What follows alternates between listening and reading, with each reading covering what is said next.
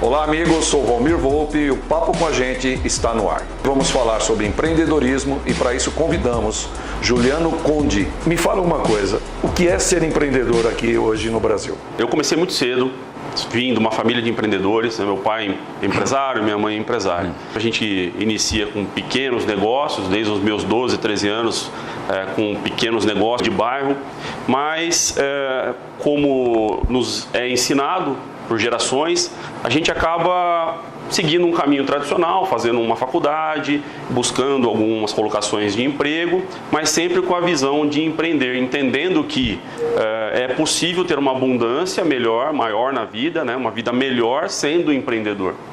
E então a gente começa a buscar oportunidades. Não é fácil, mas o que eu posso dizer é que vale muito a pena. Você me disse que vem já da família, é uma questão que vem já desde a infância, mas para o grande público, a grande massa trabalhadora brasileira, o que você acha que é necessário para que se comece a fazer um empreendimento? Primeiro, ficar sempre atento ao mercado. O mercado, muitas vezes, ele nos mostra caminhos, principalmente em épocas de crise, ele nos mostra oportunidades, né? A dificuldade maior vem justamente desse pensamento engessado de querer trabalhar para o outro. Então não é que é impossível ou tão difícil empreender. O que falta é proatividade das pessoas de buscar um caminho, de repente até que ela goste, se especialize, estude e comece.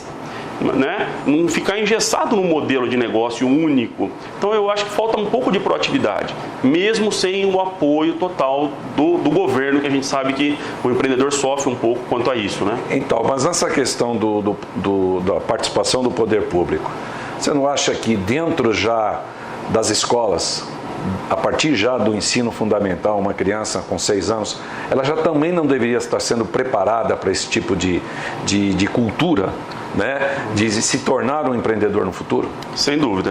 Eu acho que isso é um dos principais motivos que atrasa a chegada de novos empreendedores no Brasil.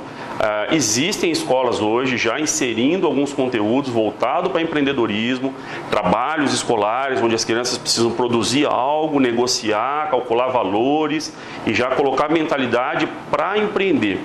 Mas a gente está falando de escolas particulares. A maioria das escolas públicas não abordam esses assuntos ainda. Então fica um pouquinho realmente restrito, de novo, a um nicho pequeno da sociedade, esse acesso ao empreendedorismo. As faculdades hoje pecam com relação a isso também. Correto. Ela forma funcionário, ela não forma empreendedor. O que seria necessário para que as pessoas se colocassem nesse caminho do empreendedorismo dentro de uma realidade de uma cidade pequena como a nossa?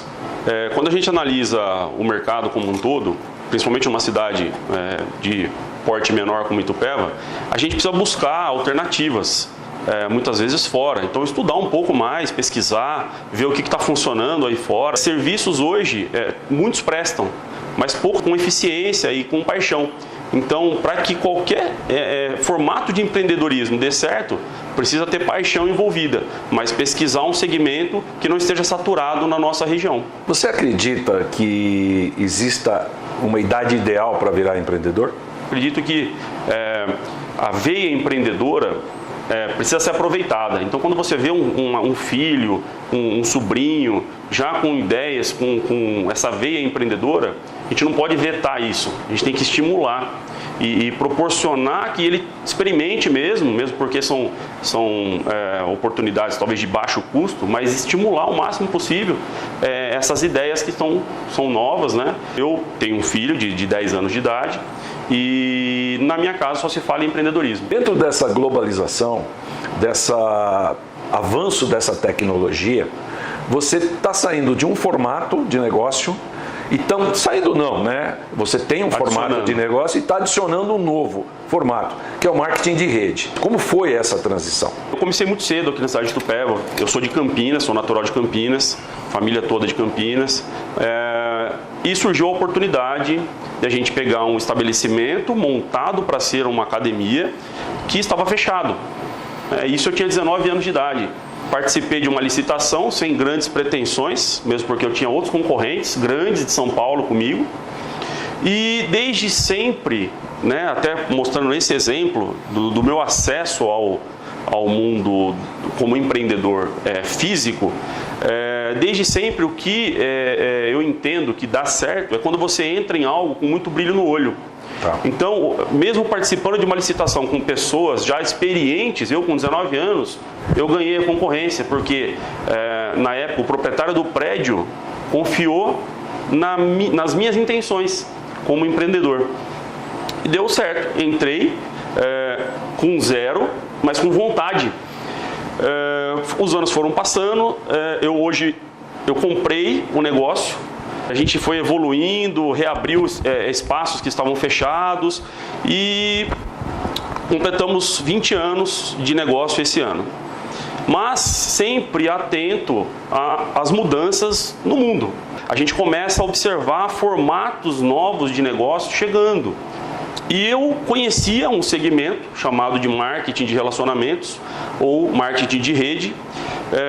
Não gostava muito do que existia no Brasil, até um momento em que eu resolvi estudar um pouco mais a fundo esse segmento, descobri que é um segmento multimilionário, já tem 73 anos de existência no mundo, formou mais milionários nesse segmento do que a indústria do cinema, a indústria da música e a indústria do futebol juntas.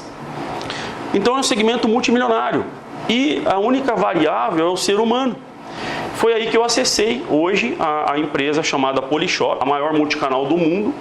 Aprendi a fazer com a empresa tem uma universidade que nos ensina a desenvolver o trabalho. E hoje eu gosto de comunicar pessoas que mesmo elas tendo uma fonte de renda 1, é possível desenvolver uma fonte de renda 2, sem deixar de fazer o que faz. Vi agora recentemente uma viagem nos Estados Unidos, tive a oportunidade de conhecer algumas plataformas eletrônicas, de interatividade, de aplicativos de prestação de serviços. E eu acredito que Itupeva é uma cidade que poderia estar desenvolvendo um polo tecnológico. Então eu acredito que seria muito importante a participação de jovens como você para esse desenvolvimento, de trazer esse conhecimento que vocês têm já para as nossas crianças. Uhum. Né? E começarmos realmente desde cedo a preparar as novas gerações. Porque hoje tudo será via mídia digital. Então eu queria que você passasse aos nossos amigos o que é que você, como pessoa, o Juliano, teve de crescimento pessoal dentro dessa nova realidade de ser um empreendedor, no seu caso, desde os 19 anos. Nenhum negócio dá certo sem conhecimento. Desde o meu primeiro negócio, que foi o ramo de academias, né, a gente sempre buscou novos formatos de aulas, novos formatos de atender bem o público, lançamentos que estavam chegando dos Estados Unidos, já fazíamos novos investimentos. Hoje nós temos quase R$400 mil em equipamentos de aulas de ginástica, todos os lançamentos. Então é o estudo que traz o sucesso. E quando a gente fala em conhecimento, cada um dentro do seu segmento, você vai se aprimorando, mas vão chegando novas tendências, novas tecnologias.